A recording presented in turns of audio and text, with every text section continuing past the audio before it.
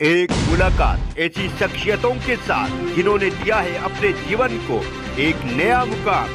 रूबरू कराएंगे ऐसी कुछ हस्तियों के साथ एक खास शख्सियत के साथ मुलाकात जयदेव पटेल के साथ नंबर 1 इंडिया न्यूज पर। नमस्कार व्यूअर्स, मैं जयदेव पटेल और आप देख रहे हैं नंबर 1 इंडिया न्यूज। आपका एक बार फिर स्वागत है एक खास अतिथि के साथ मुलाकात प्रोग्राम में। आज का प्रोग्राम मैं महाराष्ट्र की राजधानी मुंबई से कर रहा हूं और आज हम बात करेंगे 20 मई को पांचवें चरण के चुनाव मुंबई में 6 सीटों पर होने वाले हैं। इसको लेकर बीजेपी और एनडीए कितना आश्वस्त है, इन तमाम बात करने के लिए हमारे साथ खास मेहमान है केंद्रीय मंत्री रामदास अठावले। रामदास अठावले जी, आपका बहुत स्वागत है। और इसी के साथ आपसे मेरा पहला सवाल है कि क्या कुछ खास तैयारी हो चुकी है, तैयारियां पूरी हो चुकी है, कल परीक्षा है? इसको लेकर जिस तरह मतलब लोकसभा का चुनाव पूरे देश भर में हो रहा है, 543 सीटों पर चुनाव हो रहा है। एक बाजू में नरेंद्र मोदी जी के नेतृत्व में नेशनल डेमोक्रेटिक अलायंस एनडीए बहुत बड़ा ताकत से चुनाव लड़ रही है। दूसरे बाजू में 26-28 पार्टियां इकट्ठा कर नरेंद्र मोदी जी को हराने के लिए उन्होंने एनडीए नाम का गठबंधन बनाया है, वो भी कोशिश कर रहे हैं। लेकिन हमें पूरा विश्वास है कि जिस तरह हमने 10 सालों में डेवलपमेंट का काम किया है, इंफ्रास्ट्रक्चर को बढ़ाया है, देश की इकोनॉमी 10 नंबर से 5 नंबर पर आई है, G20 की अध्यक्षता इंडिया को मिली है। उसके साथ साथ महिला आरक्षण बिल हमने पास किया है। इकोनॉमिक वीकर सेक्शन को जो लोग है हाई कास्ट के, उनमें भी जो गरीब लोग हैं उनको भी 10% आरक्षण देने का निर्णय लिया है। 370 आर्टिकल हटाने का निर्णय होने के बाद जम्मू कश्मीर में जो शांति है, वहां पूरे दुनिया भर से टूरिस्ट आ रहे हैं और देश खुशहाली से आगे बढ़ रहा है। देश के 80 करोड़ लोगों को फ्री में अनाज देने का निर्णय भी मोदी साहब ने अनाउंस कर दिया है। और इसीलिए हमें पूरा विश्वास है कि मोदी जी ने जो 400 पार का नारा दे दिया है, उस नारे को सफल बनाने के लिए एनडीए के हर नेता ने पूरे देश भर में कोशिश की है। और हमें पूरा विश्वास है कि 400 तक सीटें हमारी चुनकर आएगी और जनता हमारे साथ है, इसीलिए हमें पूरा विश्वास है। अठावले साहब, आपने कहा प्रधानमंत्री जी ने 400 पार का नारा दिया और उसी के तहत इनके आप लोग आगे भी बढ़ रहे हैं, लेकिन उद्धव ठाकरे जी का बयान आया, एक सभा में संबोधित करते हुए उन्होंने ये कहा कि अब 400 पार नहीं, अब तड़ी पार होने का समय आ गया है एनडीए को। मुझे लगता है कि तड़ी पार कौन हो गई है ना देखेगी, मतलब तड़ी पार हम किसको करने के लिए तैयार नहीं है। लोकतंत्र में हर एक को अधिकार है, लेकिन मोदी जी को तड़ी पार करना है बच्चों का खेल नहीं है। मोदी जी ने बहुत ही सक्षम से काम किया है, दिन रात मतलब मेहनत करके उन्होंने बहुत बड़ा काम किया है। नरेंद्र मोदी ओबीसी कम्युनिटी से आते हैं, गरीब फैमिली से आते हैं और उन्होंने पूरी जिंदगी जो है देश के लिए अर्पित की है। और इसीलिए जब से 10 साल पहले उनके हाथ में सत्ता आई थी, तब से उन्होंने बहुत बड़ा सोच कर मतलब वो एक डेवलपमेंट मैप बनाया और उस डेवलपमेंट मैप की दिशा से आगे बढ़ने की कोशिश मोदी साहब की है। इसीलिए उद्धव ठाकरे जी बोल रहे हैं कि इधर तड़ी पार हो गए, दोनों तड़ी पार हो गए। देखिए, तड़ी पार तो उद्धव ठाकरे हो गए हैं, उनके हाथ में जो धनुष बाण था वो अभी एकनाथ शिंदे जी के पास आ गया है। इसीलिए असली शिवसेना जो है ये एकनाथ शिंदे जी की है। इसीलिए जिनके पास धनुष बाण नहीं है वो नकली शिवसेना है। ये वर्ड मतलब माननीय नरेंद्र मोदी ने यूज किया है।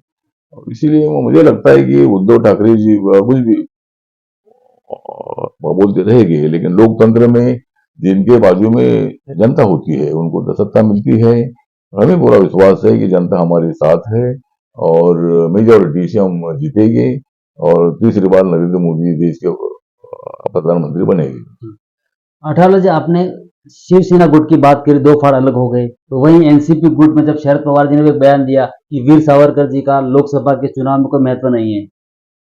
मुझे लगता है कि क्या महत्व किसका है नहीं है ये तो बात अलग अलग है। मतलब यहाँ कोई व्यक्ति के नाम का विषय नहीं है कि नहीं, चुनाव लड़ाया जा रहा है हमारी तरफ से डेवलपमेंट के मुद्दे पर, विकास के मुद्दे पर। जो हमने विकास किया है वो लेखा जोखा हम लोगों के सामने रख रहे हैं और आगे भी हमारा जो रोड मैप है वो रोड मैप अगले 100 दिनों का, 125 दिन का जो रोड मैप है, 125 दिनों में हम क्या क्या करने वाले हैं, 5 सालों में हम कहाँ तक पहुंचेंगे, ये मतलब पूरा जो विजन हमने तैयार किया है।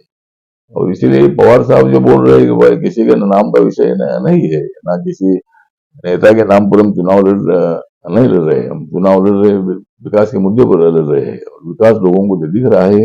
इसीलिए जनता जरूर मोदी जी के नेतृत्व को मान्यता देकर उनको प्रधानमंत्री बनाने के लिए वो हमें पूरी मदद करेंगे।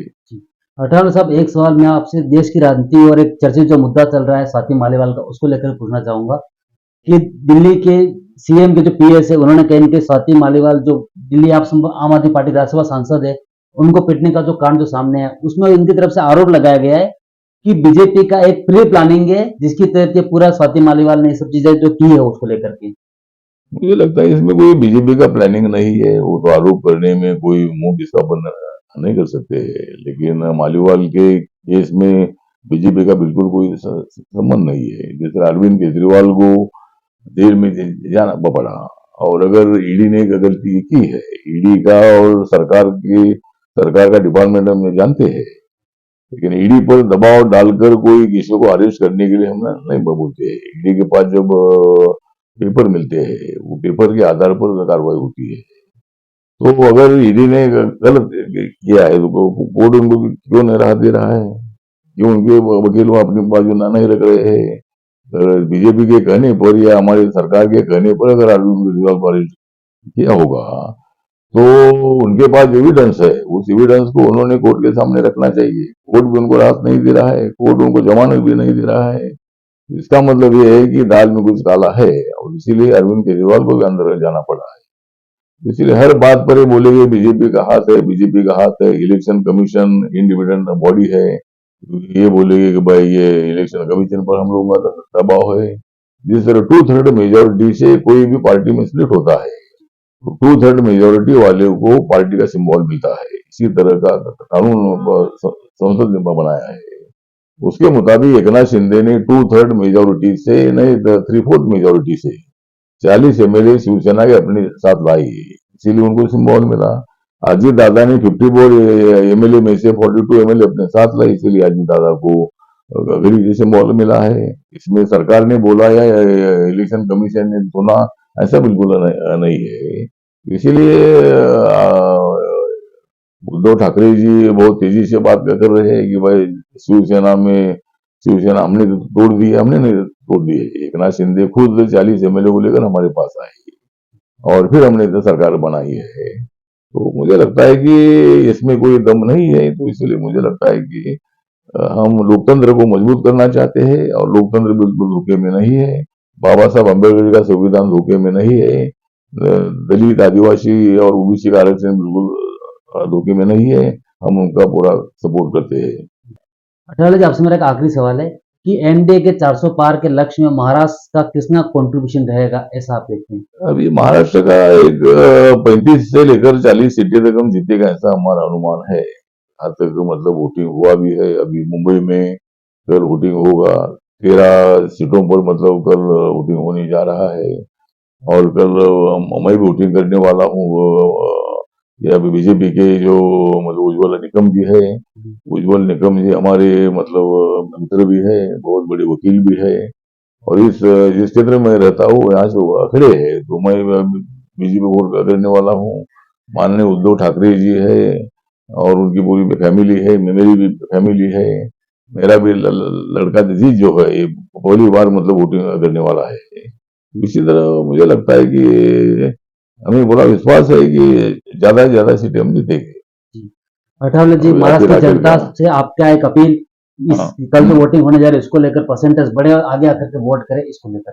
हाँ, तो इसके लिए मेरा कहना यह है कि लोकतंत्र में मतलब लोकतंत्र बहुत बड़ा होता है, और 100 में से कम 95 से लेकर 98 तक लोगों ने वोटिंग करना चाहिए। 2% वोट कोई बीमार है वो नहीं जा सकता है, और कोई प्रॉब्लम है, कोई आउट ऑफ इंडिया से चला गया है और भी किधर गया है, तो वो हम समझ सकते हैं। लेकिन वोटिंग का परसेंटेज 90% के ऊपर होना चाहिए, लेकिन अभी तक ये अनुभव नहीं आ रहा है। बहुत सारे गरीब लोग वोटिंग करते हैं, लेकिन मिडिल क्लास के और हायर क्लास के लोग बहुत कम वोटिंग करते हैं। तो सभी जो देश के नागरिक है जिनका नाम मतलब हमारे इलेक्शन के लिस्ट में है, उन्हें हर एक ने मतलब वोटिंग करना चाहिए। जिनको उनको वोटिंग देना उनको अधिकार है, और ज्यादा से ज्यादा लोगों ने वोटिंग करना चाहिए।